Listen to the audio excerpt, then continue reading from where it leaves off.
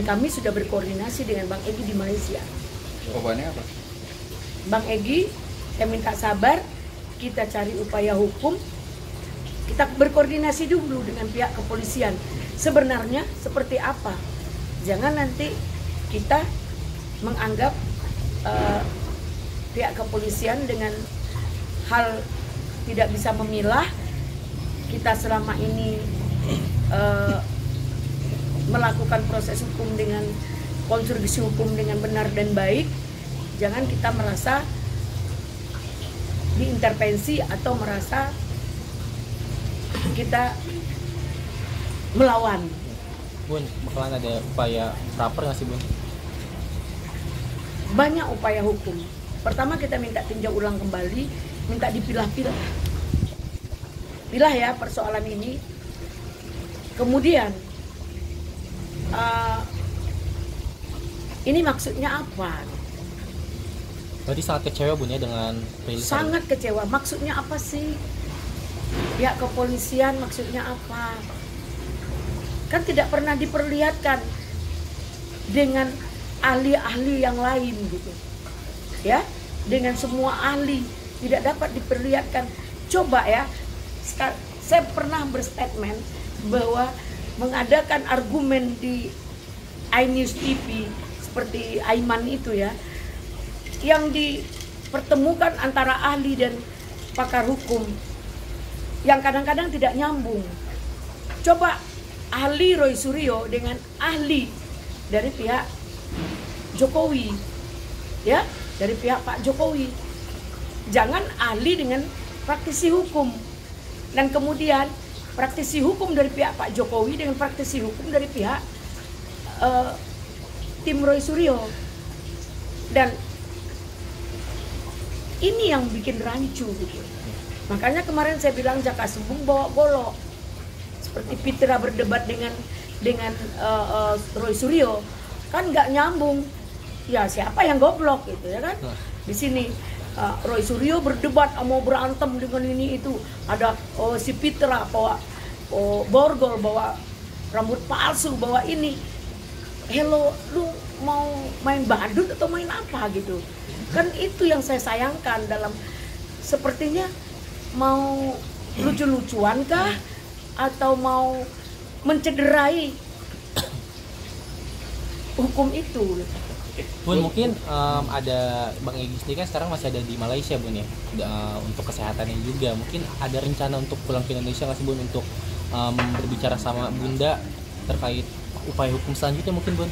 Ya, kami tetap akan melakukan koordinasi dengan koordinator kita, yaitu Pak Al-Katiri, dengan Anandanya juga adalah advokat, namanya Pak Isbullah, dan tim-tim yang lain yang ada, kalau saya nggak salah sekitar 48 pengacara Bang Egy, ya, dimana juga di sini kita akan mengadakan koordinasi bersama Bang Egy langsung langkah-langkah hukum yang harus kita lakukan.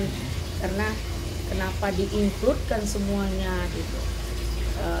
Makanya kami minta hari ini setelah pengumuman ini, mungkin mereka sudah punya pertimbangan dari pihak kepolisian mengadakan pro kontra dengan gelar perkara ya. Seharusnya kalau gelar perkara itu kami dihadirkan. Gelar perkara mentersangkai orang, kami ingin dihadirkan agar putusan dari gelar perkara itu punya pertimbangan hukum dan asumsi-asumsi yang lain tidak terjadi. Ini sepertinya melakukan putusan dengan kekuasaan. Jadi jangan kekuasaan dihandalkan untuk kepentingan kelompok-kelompok yang sudah tidak punya rasa dalam penegakan hukum. Ya, kita negara hukum, panglima tertinggi hukum, tapi mengelabui cara penegakan hukum itu sendiri. Bagaimana langkah-langkah hukum yang dilakukan? Egy Sujana dijadikan saksi, hadir sekali, kemudian dia sakit, terus kok langsung ditersangkakan?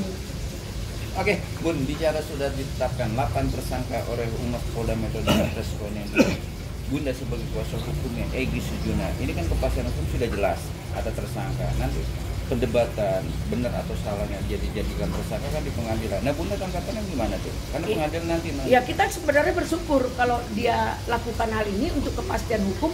Tentu ini lanjut ke pengadilan. Nah, tentu ini akan terjadi pembuktian karena ini dikawal oleh negara-negara lain. Ini akan menjadi sebuah peristiwa yang dahsyat. Tadi sangat menunggu ya Bun ya? Ya, kita menunggu juga ya.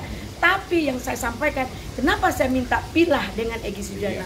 Apa yang harus dilakukan Egy Sujana jika perkara itu yang naik adalah S1, ijazah S1, yang Egy Sujana tidak ikut campur dengan perkara S1. Terus dijadikan Egy Sujana dengan perkara S1. Berarti 1. Terus kita mau buat apa? Kita tidak pernah mau tahu dengan ijazah palsu yang dilakukan tentang S1. Bagi kita kalau tidak ada SMA, tentu S1 tidak ada. Tapi bisa saja dia melakukan paket A, paket C atau paket apa ya, kalau dia tidak lulus SMA. Namun pembuktian ini, kenapa Egy Sujana diinkludkan, disamakan dengan pihak tim teman-teman kita yang lain? Bunda melihat ada intervensi diduga dalam proses. Gimana? Bunda melihat dari 8 tersangka ini, terutama ada Egy Sujana, ada intervensi atau pemaksaan. Yakin? Boleh dong, asumsi kita ada pemaksaan di sini. Walaupun dia siapapun dia, walaupun dia mantan presiden, siapapun dia, apakah ada dalam aturan undang-undang pidana itu kebal hukum? Tidak ada. Nah, kami minta kepada Pak Prabowo sebagai panglima tertinggi penegakan hukum, minta ditinjau ulang kembali. Bagi saya, karena tahu perkara Egy Sujana ini adalah pure murni ijazah SMA, tolong pilah-pilah, tolong ditinjau ulang kembali tentang ijazah SMA Bang Egy Sujana. Dan Bang Egy Sujana jangan disatukan dengan perkara-perkara ijazah S1. Kita tidak bertujuan ingin meninggalkan, melakukan gap-gap, tidak. Maaf, tidak seperti itu. Oke, sip. Oke, makasih Bun.